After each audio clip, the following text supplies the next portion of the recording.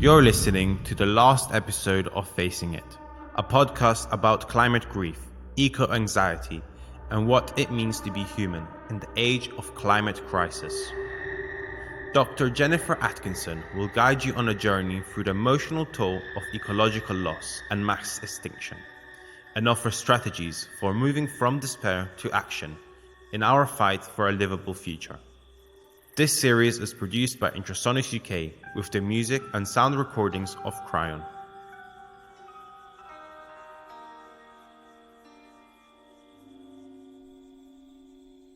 I recently saw a headline in the climate news that said, "Denial is out, alarm is in." The story reported new findings that Americans are now almost 4 times more likely to say they're distressed about the climate crisis than to be dismissive of it. For those who aren't aware of the trends, this marks a massive shift in public attitude. Just 6 years ago, the ratio of deniers to those who said they were alarmed about climate change was roughly 1-to-1. It reminds me of that old saying that things take longer to happen than you think they will, and then they happen faster than you thought they could. But it's a mixed victory on some levels, because the heightened concern doesn't always translate into action. In many cases, it simply becomes paralysis, and a good deal of blame lies with the overwhelmingly negative way we tell climate stories. The number one way people learn about climate change is through the media, and according to data from journalism research, 85% of that is bad news. We rarely hear about solutions that are working, or the demand for change coming from every corner of the world, or the pockets of nature that are rapidly recovering when given a chance. That makes it hard to imagine ways we could participate in a story that's about solutions and healing, let alone envision a world we actually want to live in. How can you create a better future when you're unsure there will even be a future? That question may sound exaggerated, but studies have actually shown that many children today believe the world will end in their lifetime. I think about how different that is from my own childhood, since I can still remember a time when all I knew about nature was that it was wondrous. A living planet filled with trees to climb and streams patrolled by dragonflies, bats that sometimes got into our house, and early morning frost on the grass you could skate across in street shoes. Those memories inspired me to study the natural world and ultimately go into climate work. But for many kids today, their formative views of nature may be dominated by wildfire evacuations and record-breaking heat waves, stories of oceans choked with plastic, and wild animals that will disappear before they grow up. So we need to think more carefully about the kinds of stories we tell in this era of crisis and opportunity. In the previous episode, I highlighted some of the problems with stories that just recycle empty mantras about hope, and why hope alone can't mobilize the transformation we need. But despair won't get us there either. In fact, entrenched interests protecting the status quo use despair and apathy to prevent change. They're the ones that benefit when we conclude that problems are unsolvable, that nothing will make a difference, or that it's too late to act on climate anyway. That's why the futurist Alex Steffen says that optimism is a political act. His statement can seem counterintuitive to those in the climate movement who've endured years of setbacks that come with this work.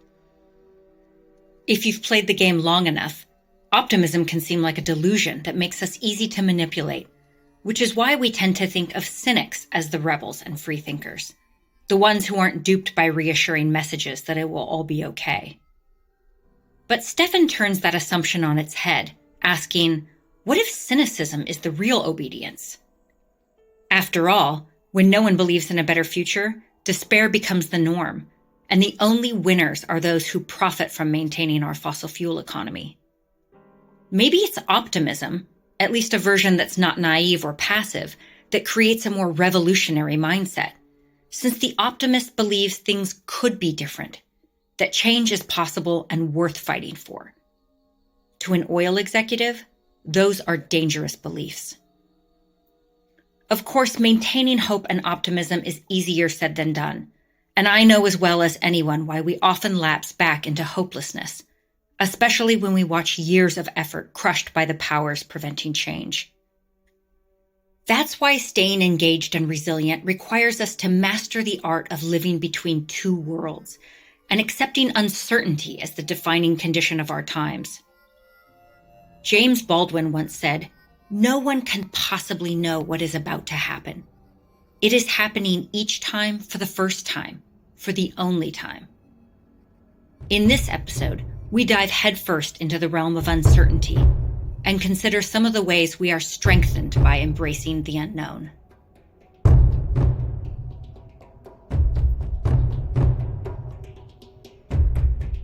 Uncertainty is not incompatible with hope. On the contrary, uncertainty may be the precondition that enables us to have any hope in the first place. That insight seems to be one thing missing from Alex Steffen's defense of optimism, which is why I prefer Rebecca Solnit's take on hope as a way to move past our conventional binary categories. Optimists believe that all will end well, while pessimists focus on disappointment to dismiss every possibility as imperfect or inadequate. But hope, as Solnit writes, locates itself in the premise that we don't know what will happen, and in that spaciousness of uncertainty is still room to act. She goes on to argue that when you recognize uncertainty, you recognize that you may be able to influence the outcomes, you alone or you in concert with several million others. Hope is an embrace of the unknown and unknowable, an alternative to the certainty of both optimists and pessimists. Optimists believe it will all be fine without our involvement. Pessimists take the opposite position. Both excuse themselves from acting. Hope is the belief that what we do matters, even though how and when it may matter, or who and what it may impact, are not things we can know beforehand. We may not know them afterward either, but they matter all the same, and history is full of people whose influence was most powerful after they were gone. In addition to providing the conditions for hope, uncertainty also reinforces the great lessons of interconnection. To acknowledge climate science is to acknowledge that every person's actions and emissions reverberate in innumerable known and unknown ways, shaping the world for centuries beyond our own lives and across realms that spanned from sea level rise and agriculture to forest fires, infectious disease, and flooded cities. This is precisely why conservative climate deniers are so repelled by the implications of ecology, since ecology undermines their belief in rugged individualism and every man for himself ethics. Such a worldview cannot tolerate the tenets of radical entanglement. As Solnit puts it, if everything is connected, then the consequences of every choice and act and word have to be examined, which we see as love in action, and they see as impingement upon absolute freedom, freedom being another word for no limits on the pursuit of self-interest. Most recently, this tension has been playing out through the coronavirus pandemic, which further underscores the dangers of failing to recognize how deeply embedded our lives and well-being are, not only with other humans, but with all life in the natural world. In the end, the coronavirus is a symptom of a larger planetary health crisis. As we keep sucking resources out of the natural world, mowing down tropical forests and consuming all the soils and minerals and fossil fuels, we're also sucking viruses out of other species living in those wild places we destroy, and then drawing those viruses into our bodies. This sheds light on a blind spot that has exacerbated both the pandemic and the climate crisis. As philosopher Emmanuel Cochia once described it, we inhabit not the earth, but the atmosphere, which is like a sea of life, and nothing swimming in that sea can be biologically isolated. When the pandemic hit in 2020, environmental professor Kate Brown expanded on Cochia's insights by tracing ways that pesticides from tropical banana plantations end up in the Great Lakes of North America, and how the spores that caused the outbreak of foot and mouth disease in the UK last decade may have been stirred up by dust storms in the Sahara. But those same storms also deliver phosphorus to the Amazon rainforest, which is crucial for its health. Meanwhile, the air that helps pollinate our plants also transports radioactive particles and viruses and wildfire. There is radical unpredictability in these unique combinations across time and space and forms of life. But one of the constants we can know is they defy notions of isolation and individualism. I sometimes think of our climate emotions as circulating in a similar way, with hope and outrage and anxiety sweeping through communities like pollen or wildfire smoke. Studies in psychology have shown that emotions are contagious and can go viral through both face-to-face and virtual encounters. Yet a deep uncertainty underpins all of this, since the anger that consumes one person becomes the impetus for transformation in another. The hope that spurs one group to action makes another group complacent, or the grief we view as a negative state to avoid becomes the condition of insight and compassion for countless others. The most profound example, I think, is the widespread anxiety among youth, which many commentators have labeled as a mental health disorder. Yet that distress may have been the very thing that finally focused the world's attention on our climate emergency in 2019. The year that youth climate strikes exploded across the world and activated historical numbers of people who'd spent the last decade pushing climate issues to the side. In particular, Black and Indigenous and Latinx youth, along with other marginalized kids who saw their futures being robbed, suddenly became figureheads in the climate movement. And that wasn't despite, but because they gave voice to their climate depression and fear, or spoke openly about suffering from climate disasters. Unlike scientists who'd spent the last 30 years just explaining the data, these youth talked about climate threats from direct personal experience, hitting a nerve with the public by revealing a growing collective trauma. Those difficult emotions weren't an aberration in the movement, but the very source of its strength, and they resonated with people across the world in ways we'd never seen before. These unexpected twists in the plot should embolden us, because they remind us that feeling maladjusted or depressed about our world can be the opposite of mental illness and dysfunction. As researcher Pinkola has argued, eco-anxiety is a moral emotion. It is based on an accurate appraisal of the severity of the ecological crisis. That insight applies to other forms of maladjustment as well, whether we're confronting racism or violence or inequality. Martin Luther King Jr. even went so far as to say, "The salvation of the world lies in the hands of the maladjusted." His words make sense, because who else is going to take to the streets to protest all this destruction? So we can take some encouragement from the fact that eco-anxiety and grief are on the rise, because at their core, they express a collective desire to live in a more just and compassionate world. Maybe we could even think of climate anxiety as a kind of superpower, a signal that goes off to tell us something's wrong and needs to be addressed, even while others are sleepwalking through the crisis because their alarm isn't tuned as well. Of course, it would be a pretty useless power if we became frozen in place when those signals went off. But one way to avoid getting stuck is to remember that feelings are not our destiny. We can experience despair or fear and still do the work in attending to the world's needs, so long as we refuse to allow difficult emotions to become an excuse for abandoning our obligations.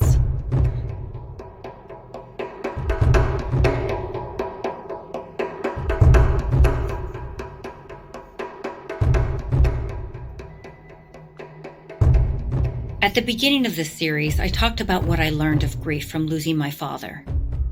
What I didn't mention was how he died, which is intimately related to the larger story of environmental loss in our time. My father had been a pilot in Vietnam, and like countless American troops and innocent Vietnamese people swept into the war, he was exposed to Agent Orange, a deadly herbicide the U.S. dropped to defoliate the forests of Southeast Asia and strip away the cover people used for hiding.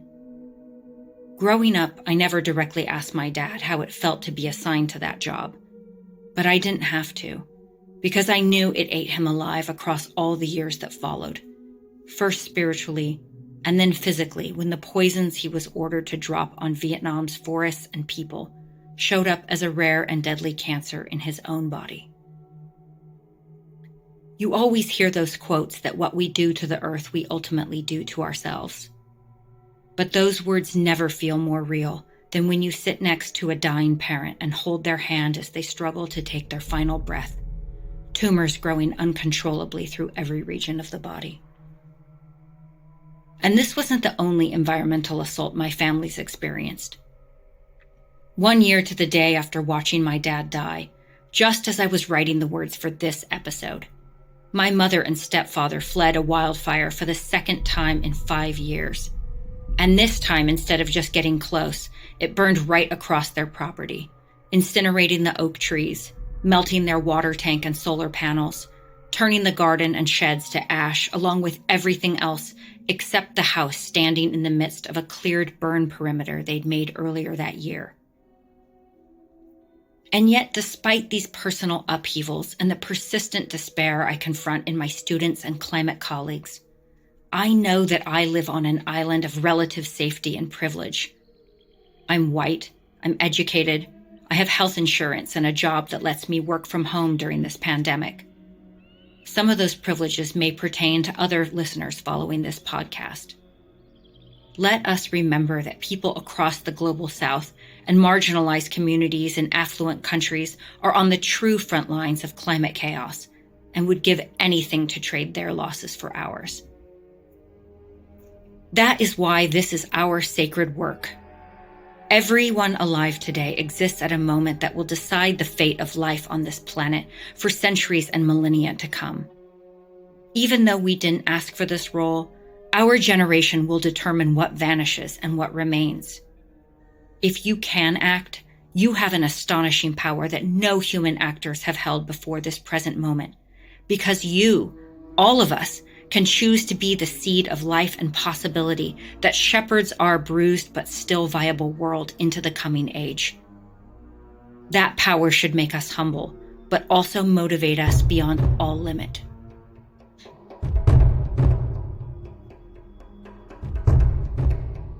Given everything that's happened since this podcast launched, it's hard to know how to close our first season.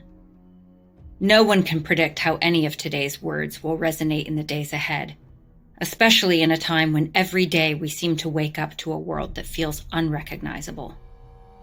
So I chose a passage that predates our current moment, whose words seem timeless because their wisdom has little to do with the details of external events and everything to do with the internal resilience we summon in times of adversity.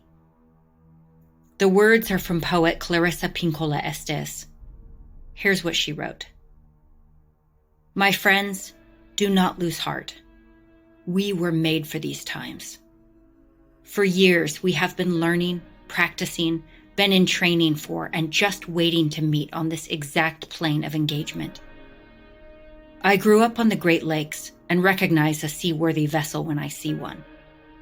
Regarding awakened souls, there have never been more able vessels in the waters than there are right now across the world. And they are fully provisioned and able to signal one another as never before in the history of humankind. Look out over the prow. There are millions of boats of righteous souls on the waters with you. In any dark time, there is a tendency to veer towards fainting over how much is wrong or unmended in the world. Do not focus on that. There is a tendency, too, to fall into being weakened by dwelling on what is outside your reach, by what cannot yet be. Do not focus there. That is spending the wind without raising the sails. Ours is not the task of fixing the entire world all at once, but of stretching out to mend the part of the world that is within our reach. Any small, calm thing that one soul can do to help another soul, to assist some portion of this poor, suffering world, will help immensely. It is not given to us to know which acts or by whom will cause the critical mass to tip toward an enduring good. What is needed for dramatic change is an accumulation of acts, adding to, adding more, continuing. We know that it does not take everyone on earth to bring justice and peace, but only a small, determined group who will not give up during the first, second, or 100th gale. When a great ship is in harbor and moored, it is safe, there can be no doubt. But that is not what great ships are built for.